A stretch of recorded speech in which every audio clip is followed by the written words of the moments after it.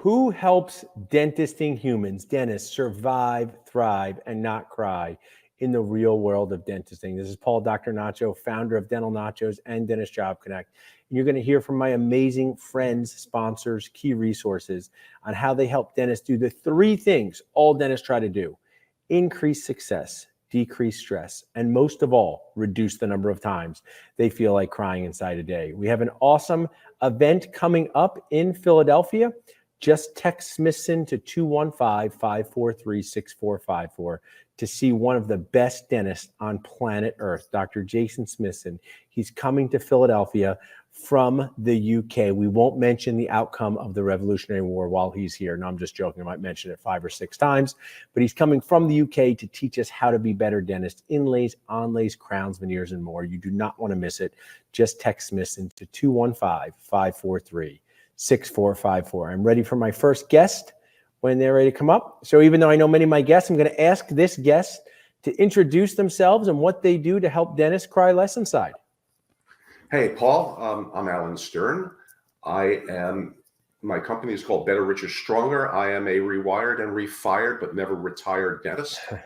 Sold my practice after 42 years, and I work with dentists who want a more prosperous, meaningful, and fulfilling career. After I get through with them, they have more focus, more clarity, and more drive. They earn more money. And like you said, they don't cry inside as much as they used to. In fact, they don't cry at all. I love that. And you've been an amazing resource. Your virtual cups of coffees have changed people's lives. I know some Alanisms, and one is show someone without stress, you show them a cadaver. Is that it? Show me a person without stress and I'll show you a cadaver. And show me a person whose life is a perfect storybook and I'll show you a liar. Yeah, I totally agree. And then stress, a little bit like periodontal disease. It could be mild, medium, or advanced. With the calls that you're doing of dentists of all ages and stages, what are some stress points that are coming out, whether it's finding the right associateship, DSO challenges, selling their practice? Give our audience some updates on the calls that you take and what stress is coming out. Some of the things I'm seeing, Paul, of course, a lot of it is money and the appropriate management. A lot of it is when patient McNasty comes in and how to really turn a confrontation into an alliance. Office manager McNasty, turn that into an alliance. It is all about aligning yourself with somebody else. The other thing is clarity. If you're in a practice that's not congruent with your vision and your understanding of what dentistry should be, and remember, there's more than one right answer, then we have to help you align properly with the practice or make a decision on where your next step is going to be. Treatment plan your own career for happiness. Alan, remind me, who's your favorite football team? I forgot. Who's your favorite football team? The New York. It's not the Eagles. Okay, I'll tell you that right now. It's not the Eagles.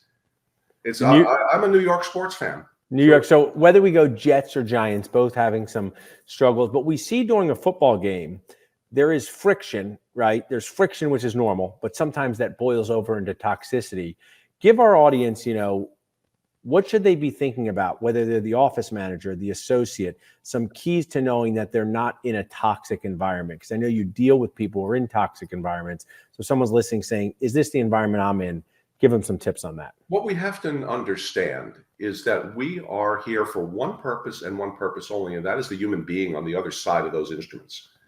If we can align ourselves with the office manager, with the dental assistant, and with that patient, that we're all together on this team to do something great for a human being, to do sacred work. You can change the environment of your operatory if you're not an owner, and you can change the environment if you are not a dentist.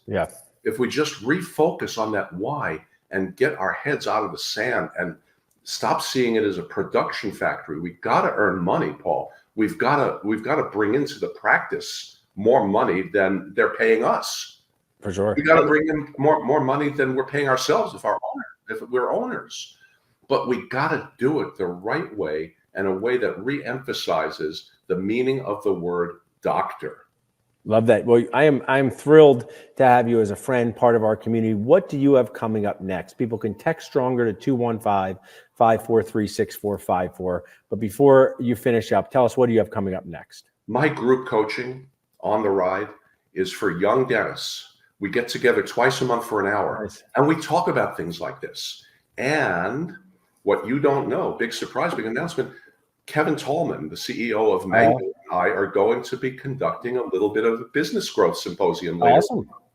And it's all PHREE, free, in honor of Philadelphia. It's Mango, better, richer, stronger, part of the 6 degrees of Nacho Kevin Bacon that I'm so proud of, connecting people. Thanks so much, Alan, for sharing with us today. Well, thank you for being my friend. My pleasure. Talk to you soon, Alan. Thanks. So as you guys can see, there are things that dental school does not teach that you need to know to succeed, to survive, to not cry.